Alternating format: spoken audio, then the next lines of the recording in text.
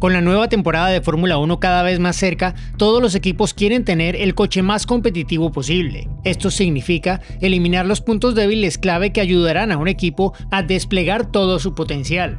Así que The Race ha seleccionado la prioridad número 1 en la que cada uno de los 10 equipos debe centrarse en 2024. La limitación fundamental de Ferrari en los últimos tiempos han sido los picos del coche. Cuando es rápido, es muy rápido, pero puede ser muy difícil de conducir.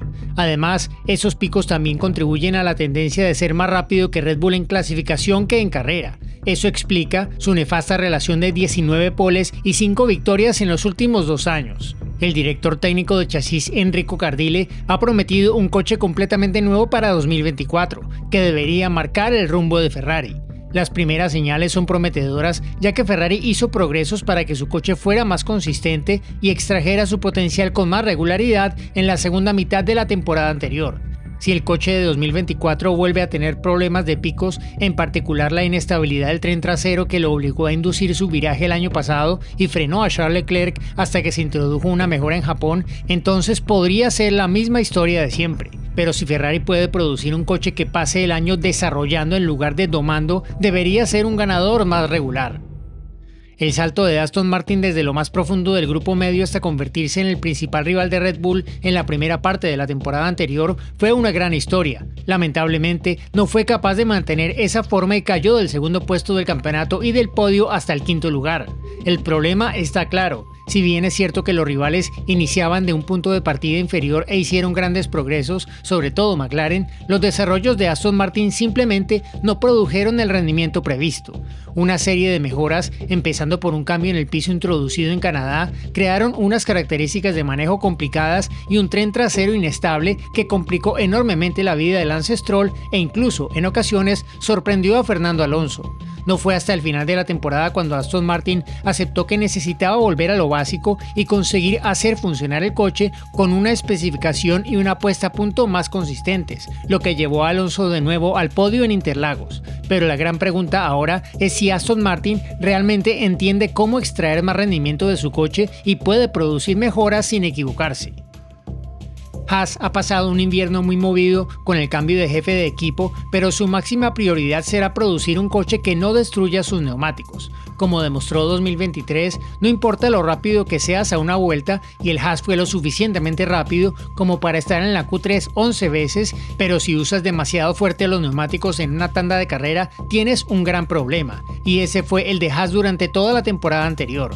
El equipo reconoce que se trataba principalmente de un problema aerodinámico. Como dice nuestro especialista técnico en The Race, Gary Anderson, no producía una carga aerodinámica consistente y respetuosa con los neumáticos. La cuestión es cómo solucionarlo sin reducir el rendimiento. Esto es especialmente complicado, ya que a menudo un coche que hace trabajar demasiado los neumáticos en carrera también les mete energía demasiado rápido, lo que puede ser una ventaja a la hora de preparar los neumáticos en clasificación. Si Haas sigue teniendo el mismo problema, tendrá que demostrar que es capaz de resolverlo. De lo contrario, se cuestionará su solidez técnica. Si Red Bull es la mitad de eficaz que el año pasado, volverá a ganar el campeonato. El mayor reto para un equipo que ha ganado 38 de 44 carreras en los últimos 2 años es evitar la autocomplacencia.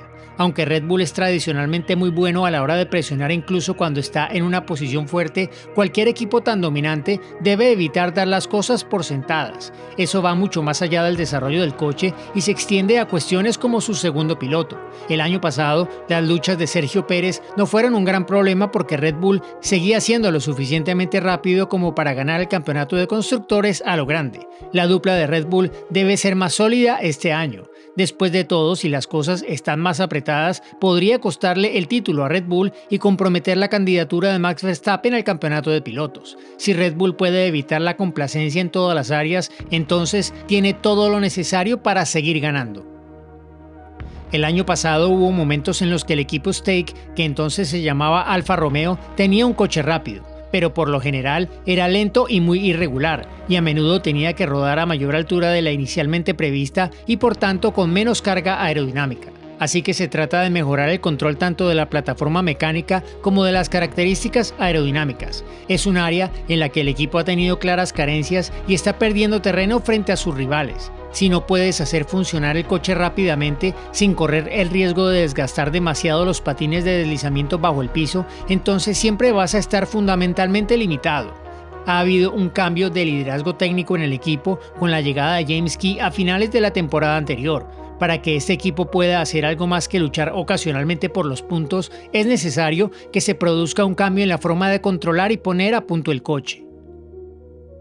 Alex Albon hizo casi todo el trabajo pesado para Williams en 2023, anotando 27 de sus 28 puntos para llevarlo a la séptima posición en el campeonato de constructores. Logan Sargent solo aportó uno.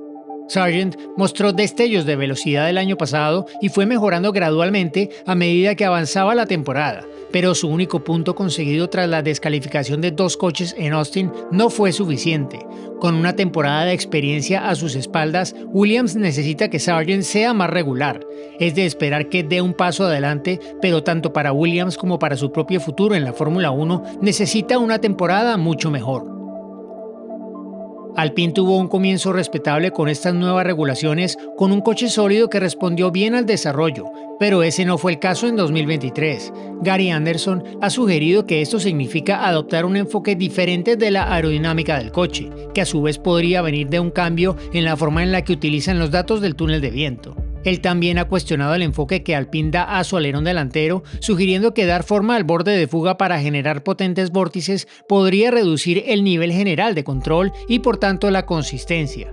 Lo que está claro es que este equipo no ha estado a la vanguardia de la Fórmula 1 aerodinámicamente durante mucho tiempo. Si quiere tener alguna oportunidad de desarrollar su potencial como equipo de fábrica, será clave conseguir la filosofía aerodinámica adecuada. McLaren hizo progresos impresionantes en 2023, pero seguía habiendo problemas en las curvas lentas, y eso se debe principalmente a que el coche necesita mejorar su rendimiento con alturas de rodaje más elevadas al frenar, con el peso desplazado hacia adelante y la parte trasera especialmente elevada. Esto ha sido durante mucho tiempo una característica de McLaren, incluso antes de que se introdujera la normativa del efecto suelo. Dominar esto y asegurarse de que el coche es rápido en toda la gama de perfiles de velocidad en curva significaría una amenaza más consistente y menos dependiente de la configuración de la pista. Como vimos a finales de la temporada pasada, el McLaren fue soberbio en Japón y Qatar, pero menos competitivo en circuitos más lentos. Esta es la prueba clave porque es una medida de si McLaren realmente está completamente en la cima de la ciencia subyacente de estos coches. Si puede hacerlo, no hay razón para no esperar que gane carreras en 2024 y dé un paso más para convertirse en una amenaza por el título por primera vez desde 2012. Cuando Daniel Ricciardo llegó a lo que se llamaba AlphaTauri el año anterior, su experiencia fue enormemente beneficiosa para el segundo equipo de Red Bull. Ricciardo no estaba de acuerdo con el resto de pilotos del equipo que creían que la inestabilidad en la entrada tardía en curva era la gran limitación, así que modificó la configuración para permitir una mayor rotación más adelante en la curva y adoptar menos el enfoque de frenar más tarde y más fuerte. Ricciardo y su compañero de equipo Yuki Tsunoda tienen técnicas muy diferentes. Como dice Tsunoda de su propio estilo, nunca ha visto a un piloto que en la parte inicial de la frenada sea más fuerte que él. Podría pensarse que eso podría ser confuso para el equipo, pero en realidad debería ayudar a evitar que se meta en el tipo de callejón sin salida en el que se metió la temporada pasada gracias a las opiniones de los pilotos, que siempre buscaban mejorar la estabilidad en la entrada de la curva. Y ese era un enfoque que Pierre Gasly, el piloto estrella del equipo antes de 2023, favorecía. Tras 2 temporadas mediocres, este equipo podría hacerlo mucho mejor si la dirección de desarrollo es la adecuada. Mercedes nunca ha llegado a dominar su concepto de coche desde que se introdujo la normativa de efecto suelo en 2022. En el tercer intento es esencial que demuestre que ha comprendido plenamente las exigencias de estas normas mediante la producción de un concepto de coche que esté a la altura. Esto no significa que tenga que batir a Red Bull al principio de la temporada, pero al menos demostraría que va por buen camino. El director técnico James Allison ha sido franco sobre los problemas a los que se ha enfrentado Mercedes. En 2022 tuvo serias dificultades con el porpoising y la esperanza era que el aumento de la altura del borde del piso el año pasado, combinado con los progresos realizados, le permitiera ser competitivo. Desgraciadamente, otros demostraron ser más hábiles que Mercedes a la hora de sacar rendimiento, rodando con el piso muy cerca del asfalto. El resultado fue un coche caprichoso. Aunque fue lo suficientemente bueno como para acabar segundo en el campeonato, no había duda de que su concepto de coche era el equivocado e incluso si maximizaba el potencial de esa dirección no sería suficiente. Mercedes empezó a hacer cambios el año pasado, pero no pudo modificar las limitaciones arquitectónicas fundamentales del coche. Este año tiene un concepto totalmente nuevo, con revisiones de componentes clave como el monocasco y la carcasa de la caja de cambios y, por tanto, la suspensión trasera que se espera funcionen. Pero es una gran prueba. Si Mercedes consigue que su coche funcione bien y demuestra que ha entendido perfectamente cómo sacar lo mejor de los coches con esta normativa, debería estar preparada para una buena temporada. De lo contrario, tendrá que plantearse preguntas muy serias.